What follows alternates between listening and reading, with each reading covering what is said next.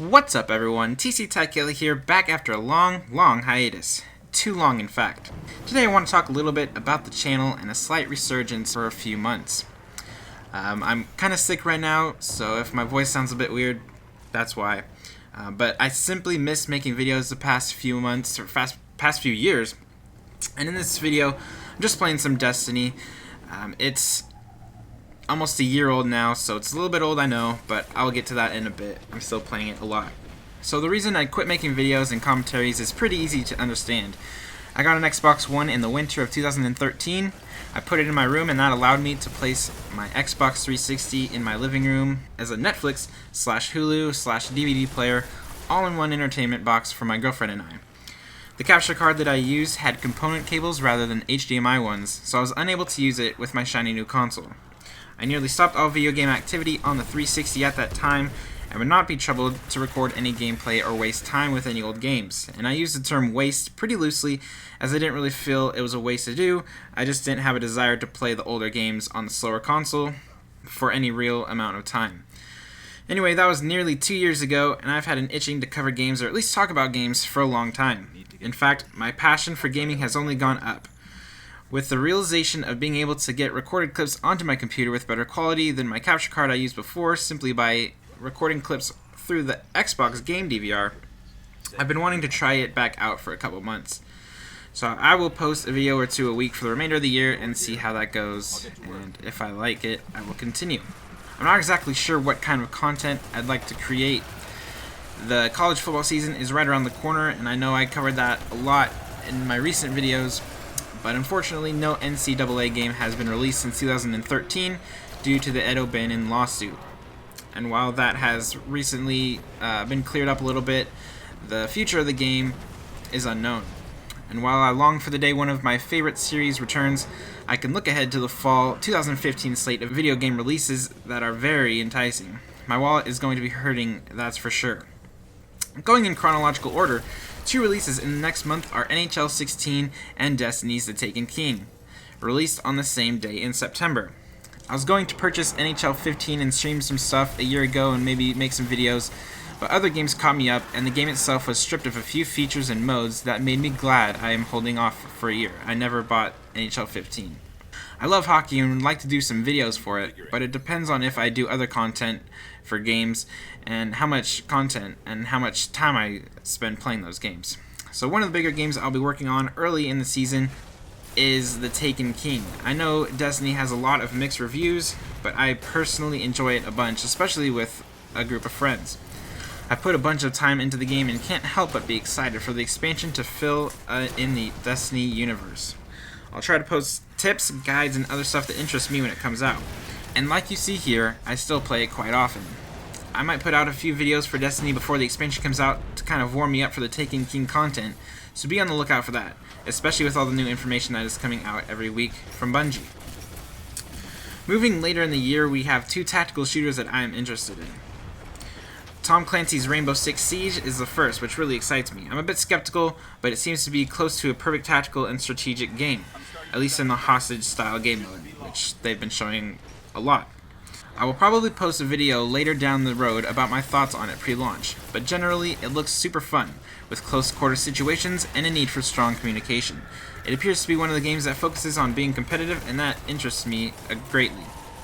I love to test myself against good gamers. The hostage game mode that I just talked about seems structured similarly to a search and destroy game in Call of Duty, which again I really like and is one of my favorite game modes to play. That brings us to the Call of Duty Black Ops 3 game coming out in November. I did not purchase Advanced Warfare and barely played much of Ghost the year before that. Now that my friends and I are nearly all on the same consoles, we are planning to get this game and play together like old times. Hopefully the game is enjoyable and not a decision based on nostalgia that we will come to regret.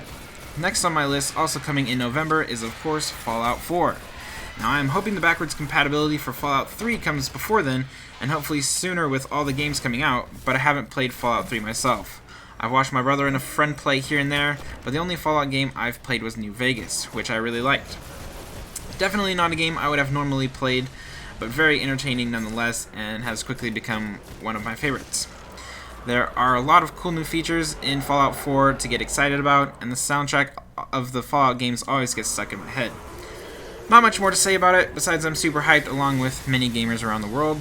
Not sure if I would post any videos for Fallout 4 outside of maybe like a Let's Play or start streaming a little bit.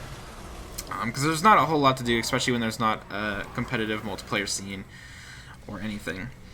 So that's about it for solid 2015 releases, but unconfirmed release dates for a few other games I would like to get are hopefully coming this year as well. This includes Rocket League for Xbox One. It's an amazingly addictive game that would be perfect for the Xbox One console.